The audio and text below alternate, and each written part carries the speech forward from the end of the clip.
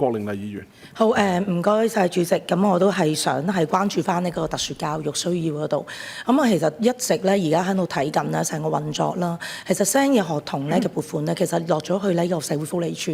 咁所以咧喺幼稚園嘅入邊咧，其實佢哋好難咧係會有一啲嘅資源咧係支援緊呢一啲班本上面咧要做嘅嘢。咁而家全部咧幼稚園咧都係一個外聘。咁如果你話譬如我哋真係要優化同埋支援幼稚園嘅一啲嘅持續發展嘅時候，融合教育咧，我哋係不可避。咁頭先咧都有議員提到嘅，有一啲嘅特殊教育中心啦，或者一啲嘅幼兒中心，其實佢哋主要咧就係會譬如可能自閉症啦，一啲嘅肢體傷殘啦，同埋呢一啲嘅智障人士。咁但係譬如對住一啲嘅 ADHD 啦，或者佢哋一啲可能係嘅比較輕度嘅一啲嘅 ASD，即係我哋嘅自閉症啦。咁譬如好多咧，我哋可以喺主流入邊可以處理到。咁如果我哋喺6歲之前一個嘅黃金期係真係處理到自閉症咧，佢哋將來咧係發展成為嚴重精神疾病嘅機會咧係減50%。咁呢個唔係我哋講嘅，呢個係一個世界上面佢哋好多嘅研究係所出嚟嘅結果。咁但係我哋而家咧就係困住嗰個困局喺度。我哋喺學校入邊，但係要用嘅就係社署嘅資源。咁但係好多嘢咧又好似過唔到局咁樣喎。咁你哋會唔會考慮真係重新去檢視翻？會唔會真係喺幼稚園嗰度，我哋按人頭，好似我哋嘅新移民啦，或者我哋非華語啦，佢哋都按人頭咧係撥翻一啲嘅款項，一啲咧佢哋增聘一啲支援嘅人手。因為而家啲前線嘅老師咧已經係做得非常之辛苦噶啦，而喺當中佢哋亦都可以真係請一個比較專業嘅 SENCO 嘅位，去主要就喺學校入邊支援佢哋咧喺個校本課堂入邊一啲嘅需要。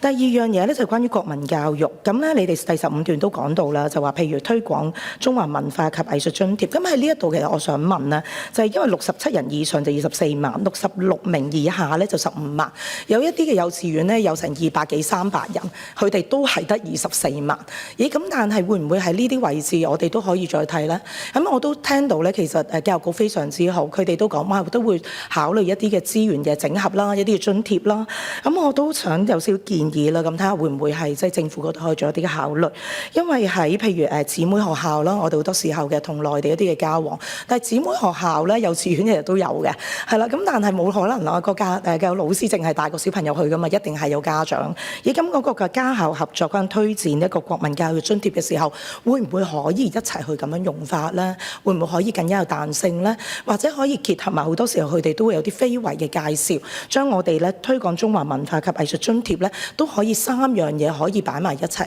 咁我相信咧可以個靈活性咧會更加大，亦都可以更加幫助到我哋咧係更加對位地咧係推動我哋一啲國民教育嘅工作。唔該晒主席。副局長。好，多謝主席，多謝郭議員。關於照顧有特殊需要嘅學前兒童嗰方面呢，咁其實就我哋係多個政府部門去協同去為呢類嘅兒童係提供服務啦。咁簡單嚟講，喺衛生署同醫管局咧係安排評估、診治同埋轉介兒童去接受復康嘅服務啦。社署就會係為兒童去提供學前康復服務同埋照顧咧家人，係幫助家人照顧佢哋嘅特殊需要。教育局咧，我哋主要係為教師去提供培訓，令到咧我哋教師嘅同工咧係更加有能力去照顧到有唔同學習需要嘅學童。咁郭議員剛才亦都講咗啦，其實就個分工係現時個分工都係明確嘅。咁至於特別有講到係唔係喺幼稚園裏邊去增加一個統籌主任咧咁樣？咁其實咧我哋喺中小學係有一個係照顧有特殊教育需要嘅統籌主任嘅職位啦。不過咧喺中小學階段咧，嗰個嘅學習模式係一個比較有規範啦，有唔同嘅學科，好多時咧即係會係透過一個嘅即係全校參與嘅模式咧，係即係學校嘅統籌主任咧就會去同學校裏邊唔同嘅科組啊、唔同嘅專業人員去協作。舉個例咧，喺嗰個學術科目嘅評估或者平日嘅測考嘅時候，會去評估呢個同學需唔需要係加時咧，或者咧即係要有特別嘅一啲學習嘅安排去做一啲統籌嘅工作咧咁。咁我哋睇到咧，其實喺幼稚園咧嗰個嘅模式係有啲唔同嚇，因為喺學前嘅階段咧，學校主要係用一個綜合嘅模式，一個主題嘅學習，就唔會話咧用一種分科嘅方法啦咁樣。咁亦都咧即係大部分嘅喺個遊戲或者活動嘅學習當中咧，都會係已經喺個設計本身係因應咗發展較為遲緩嘅兒童咧，佢個人成長嘅步伐咧，係去逐步係做一啲調適咁樣。咁所以我哋咧就唔覺得係將中小學嗰套嘅係搬咗落去幼稚園咧係一個合適嘅做法。至於喺推動幼稚園嘅國民教育方面咧，就正如議員講，我哋有提供唔同類型嘅津貼嚇。咁當中咧包括有係推動即係家校合作嘅嚇，我哋有津貼啦。另外咧亦都有推廣中華文化、藝術等等嘅一啲津貼咁樣。咁特別有講到一個姊妹學校啦。咁我哋幼稚園其實就又係同中小學有啲唔同嘅嚇。我哋用一個姊妹園嘅形式咧，正正係因為咧一般嚟講，我哋香港嘅幼稚園嗰個嘅規模比較細一啲嚇，亦都咧年幼嘅兒童咧就比較難，即係話好似中小學咁樣去安排咧，帶啲學生去交流。咁好多時即係如果真係學校去安排呢類交流嘅活動，都會家長一齊嘅參與啊咁樣。咁所以咧，我哋用一個姊妹園嘅形式咧，就係50間即係今年啱啱係增加到100間啦，100間香港嘅幼稚園咧，係同廣東省100間嘅幼稚園咧，係主要我哋而家其實集中去做嘅交流都係校長啦、教師層面嘅一啲即係專業交流。咁當然喺學校嘅層面，佢都可以安排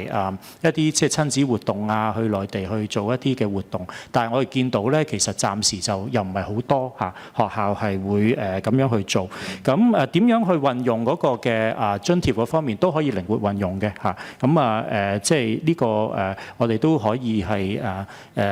考慮下點樣去再進一步打通櫃桶咧，讓到學校個資源運用係更加靈活一啲。多謝主席。唔好意思啊，主席，少少回應一句，因為咧其實知道咧就社署即係而家啲錢係撥進社署6歲之前，咁但係咧真係喺班本支援嗰度咧，喺幼稚園嘅老師真係叫天不應，叫地不聞。我哋就算揾多一個咧係幫手，即係可能有情緒問題嘅個小朋友係可能係有一啲嘅即係一啲嘅暴力行為嘅，咁但係佢又要控制住佢，又要睇住個班，佢根本上冇辦法可以出去再揾支援。另外咧，而家譬如話到校嘅服務，其實好多時候咧所有嘅文件咧全部都係前線嘅老師去做，包括佢哋評估啦、家長嘅教育啦，係啦，專家走過嚟咧就淨係做建議嘅啫。建議完之後咧，佢哋當然有跟進嘅，係啦。咁但係個問題真真正正落手做寫 report 嘅，全部都係教師，佢哋連多半個嘅文職嘅人員都冇。咁會唔會真係可以重新檢視下班本支援嗰度咧，係點樣做到一個到位，先可以優化到？唔該晒主席。